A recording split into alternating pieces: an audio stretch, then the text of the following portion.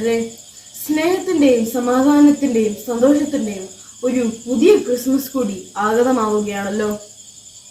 മനോഹരമായി കെട്ടിയൊരുക്കിയ പുൽക്കൂട്ടിനുള്ളിൽ ശാന്തമായി ഉറങ്ങുന്ന ഉണ്ണിയേശുവിനെ കാവലിരിക്കുന്ന പരിശുദ്ധ കന്യകാമറിയവും വിശുദ്ധ ഔസേപ്പിതാവും, അവരോടൊപ്പം കാത്തിരിക്കുന്ന ആട്ടിടയന്മാരും ഒപ്പം ആടുകളും, മനോഹരമായി അണിയിച്ചൊരുക്കിയ ക്രിസ്മസ് ട്രീയും, വിഭവസമൃദ്ധമായ ക്രിസ്മസ് സദ്യയും ക്രിസ്മസ് കേക്കും സമ്മാനങ്ങളും കരോൾ ഗാനങ്ങളും ഇവയെല്ലാം മനുഷ്യ മനസ്സിൽ ആനന്ദവും സമാധാനവും പകർക്കുന്നതാണ്. യഥാർത്ഥത്തിൽ എന്താണ് ക്രിസ്മസ്?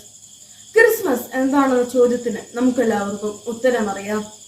ദൈവപുത്രൻ ഈ ഭൂമിയിൽ മനുഷ്യനായി അവതരിച്ചതിന്റെ അനുസ്മരണമാണ് ഈ ദിനം.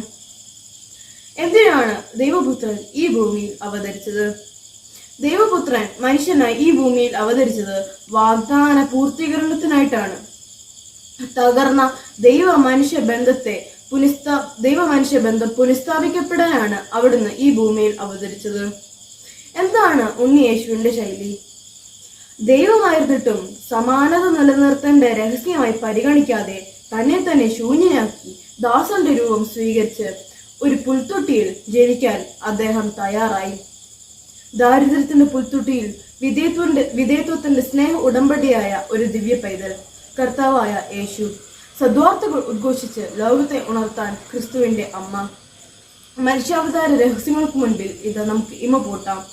എല്ലാവർക്കും ആഗതമാകുന്ന ക്രിസ്മസിന്റെ മംഗളങ്ങൾ സ്നേഹപൂർവ്വം ആശംസിക്കുന്നു. ജയ് ക്രൈസ്റ്റ്.